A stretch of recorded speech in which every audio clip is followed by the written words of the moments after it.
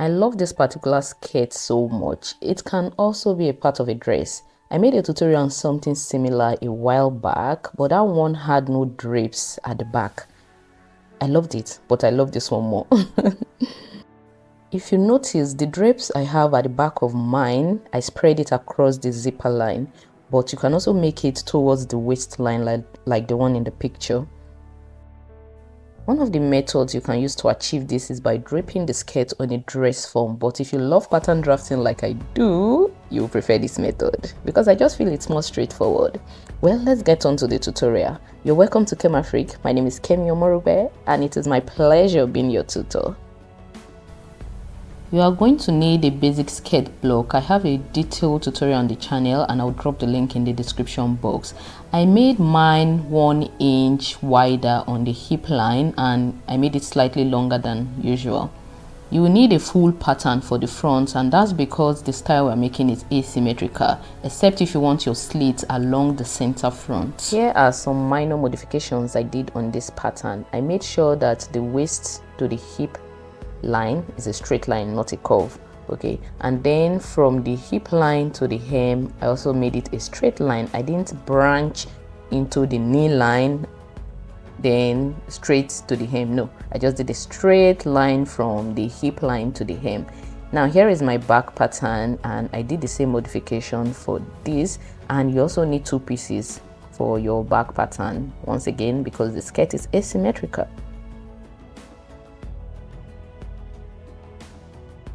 Now let's get started by attaching one of the back skirt pattern to the front pattern. Now you know why we need here to be a straight line, not a curve or a bend. Now I'm going to use my masking tape or whichever tape you have to attach these 2 patterns together. Now decide on where you want your slit to be. Most times we want it on the left. Or am I alone in this? I love my slit on the left, and that's where I'm going to position the front drape. Now for the other side as well, I will go ahead to attach the back skirt pattern. Now, like I mentioned, decide on where you want your slit to be. I positioned mine about 4 inches from the center front, and I'm just marking that out right here. Next, go ahead and decide on how high or low you want your slit to go. One thing I have discovered with this is that the higher your slit, the better it looks. But you don't have to choose between modesty and the look in this case. Go ahead and take a high slit. Then when you are done, you can tack the remaining part. Now from this point I marked, I'm going to create a curve towards the side of the skirt pattern. This was my first curve, okay? And I went ahead to modify it later anyways. So in case you are drafting yours along the line, this is not the finish line. You can even go ahead and just create yours the way you want it to look. There is no hard and fast rule with this.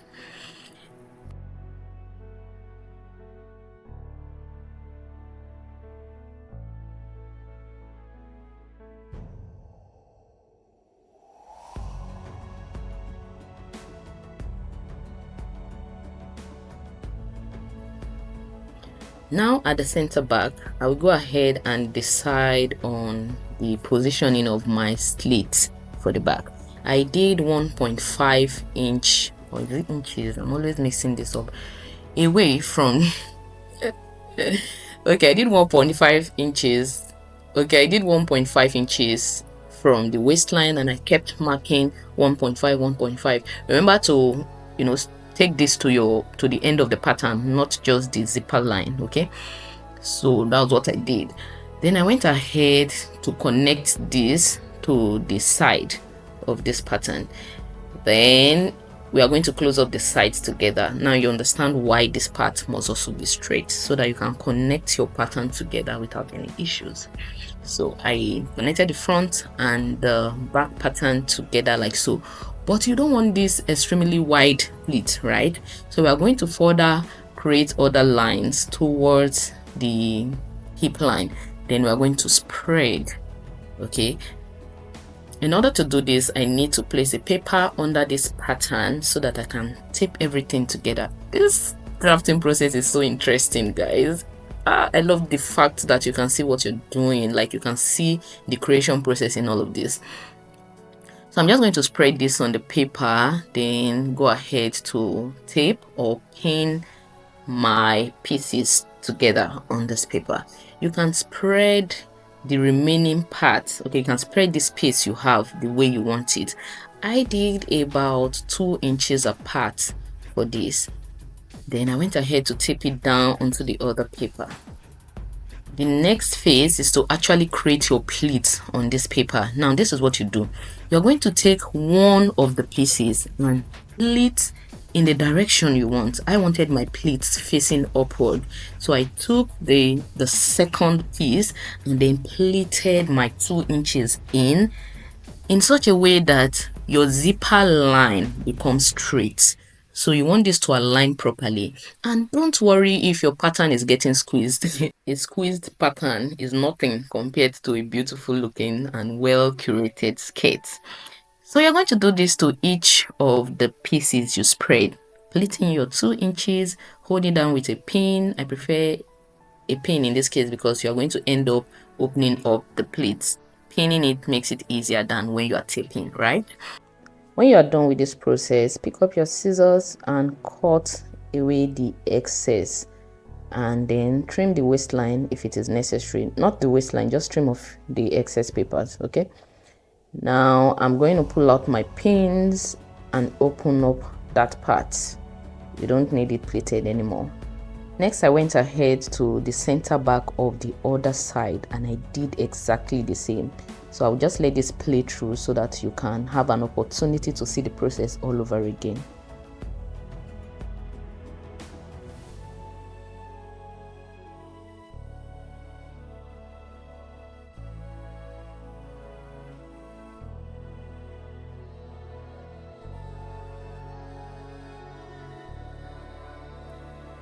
Remember what I said about spreading my pleats along the zip allowance.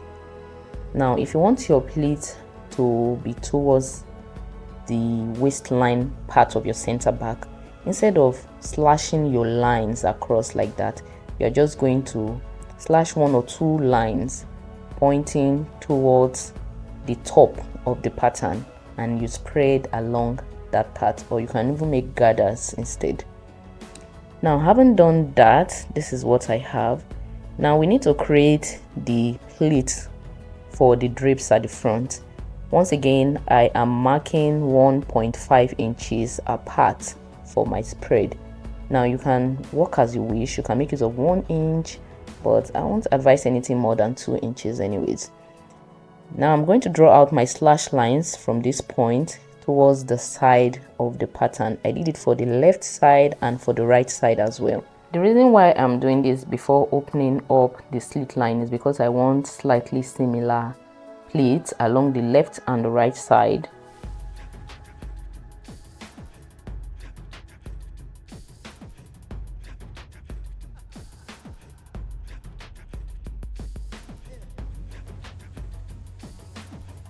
Now let's go ahead and slash towards the zipper allowance. Because I won't be having pleats along the bottom end of the back, there is no need to cut through. I'm just going to slash from my slit line towards there, leave a little bit, then we are going to spread. Okay, there's no need to slash through and pleat that part of the paper.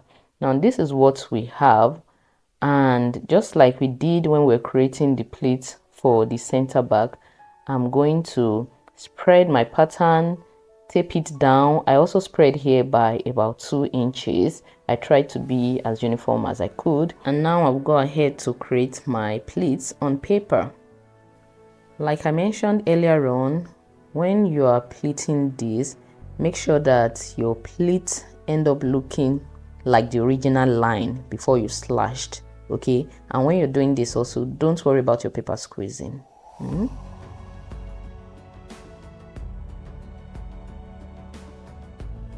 Once you are done with this process, go ahead and trim off the excess papers, then remove your pins and open your pleats up like so. Now this is what you have at the end of the day. I love the outcome of this pattern. Guys, it is always good to follow the right process. Okay, when you try to rush through your work and don't not do things properly, you end up stressing yourself, especially during the sewing process. And in case you are trying this and you are not getting it quite right, let me tell you something. This is the second time I am filming this particular tutorial. The first one I made, I didn't quite like it because I just didn't get it correctly, especially the pleats at the back. Now I have done that and I'm bringing you this so that you don't have to go through the same stress. Practice, please. Practice brings perfection, and even if you don't get it right, you learn something in the process. The fact that I tried this twice made this come out way better than the first one. Now I was trying to decide on the grain line. Okay, I am still confused when it comes to grain line. Please, if you have more insight, let me know in the comment section, because what I marked initially was the back zipper line as the correct direction to place my fabric, but I ended up using the front. Okay, now I'm going to show you that when we get there. I want to mark out a facing for this skirt. You can make use of a band. You can also pipe in through the waistline, but I want mine to look like a dress when I put it and when I tuck in my shirt. Okay, that is why I didn't make use of a band, although maybe that will have worked all the same. But yeah, I am tracing out the pattern for the facing right here. Sorry, I didn't make use of a band, I made use of a facing. I'm tracing out the pattern for my facing right here, and I'm just going to mark it out on paper, transfer it to fabric, and interface it.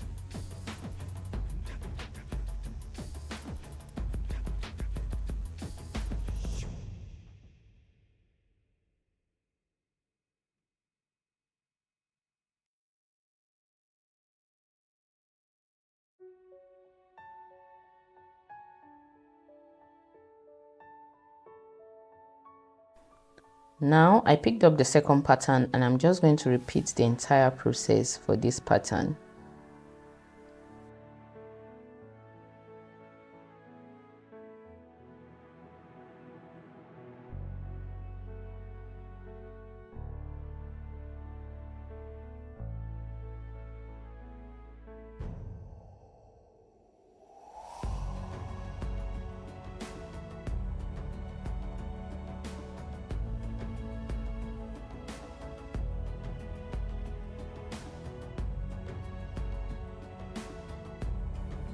This is what we have on the right side, which is the bigger side, and this is what we have on the left side, which is the smaller side.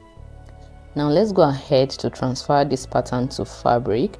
I am adding 1/2 inch seam allowance all round, although you don't need to add seam allowance on the center back. Remember, that is a zipper allowance, but I didn't think of that when I was transferring this pattern to fabric. I ended up adding 1/2 inch seam allowance to the zipper allowance. That means I now have 1.5 inch zipper allowance.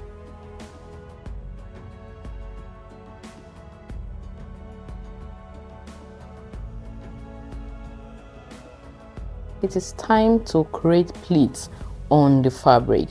Do it the same way you did when we were working on the paper. Just fold in your pleat. I like to leave my paper in place, then fold both the fabric and the paper together like so. It just helps me to make sure I am doing it accurately. So when you are done with the whole pleats, you can then go ahead and remove your paper, holding your pleats in place. If you're not going to use this pattern again, you can actually tear it off, okay? But I just gently removed my own paper because I think I like this pattern and I will use it for another outfit. Now let's move on to the sewing process. I'll be starting with my facing.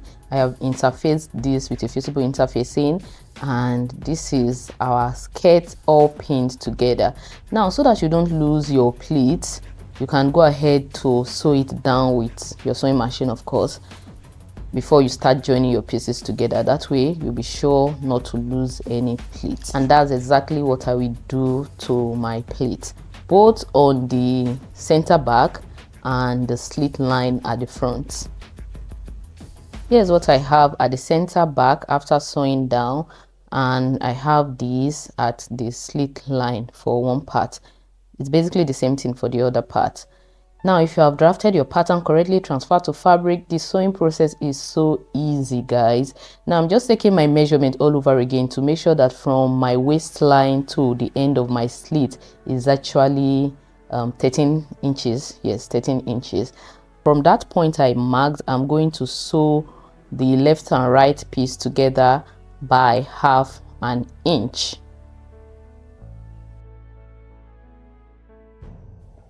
Now, after sewing that, this is what I have right here. When you are sewing, please take note of the direction of your pleat. In fact, when you are pleating, okay, note the direction. You know the way you slanted your slash line, your pleat should also be slanted like that.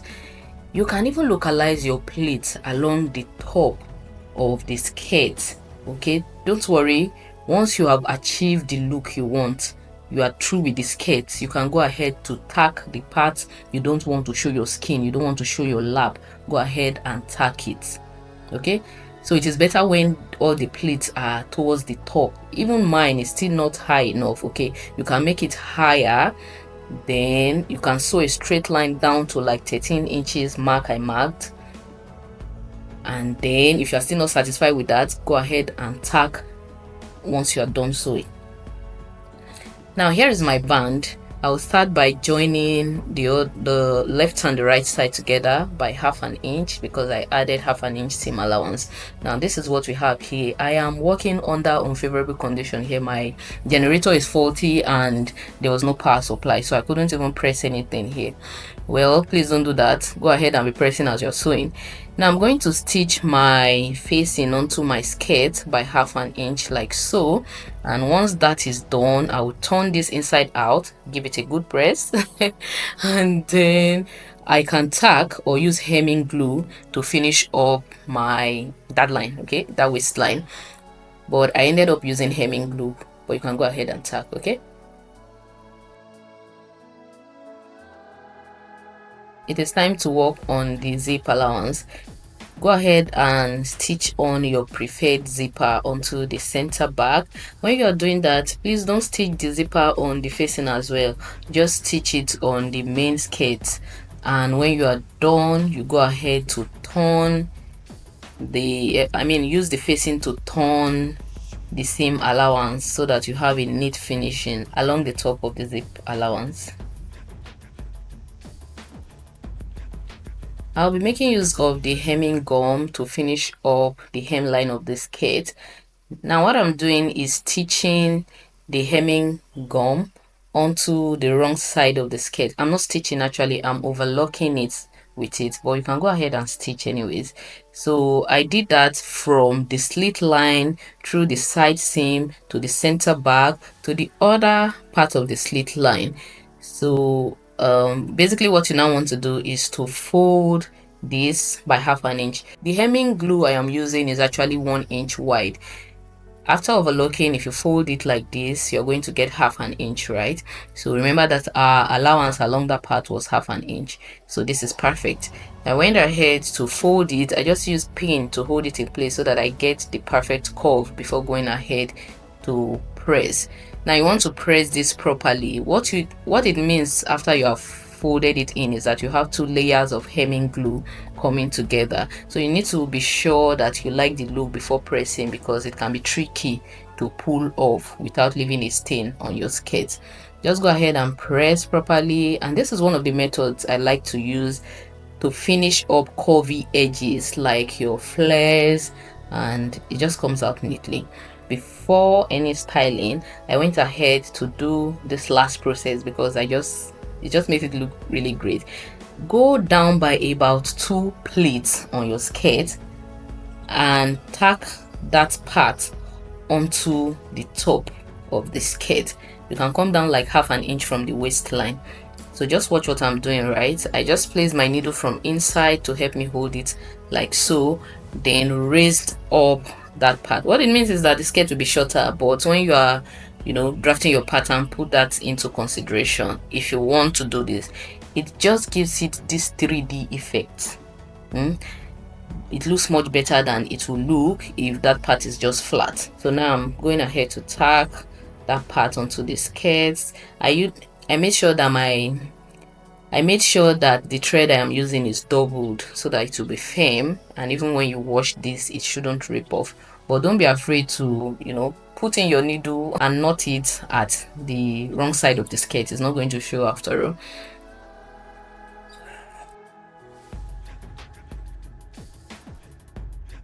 Now this is what our skirt looked like. It looks so good, just perfect. I was glad I took the time to film this twice just to get it right. So let me know what you think in the comment section. Have you learned anything new? If you have, what did you learn in addition to what you know? And also feel free to share your own knowledge as well. I want to learn from you. Thank you very much for coming. See you in my next video. Once again, my name is Kemi Omorugbe and this is Kema Freak. Bye.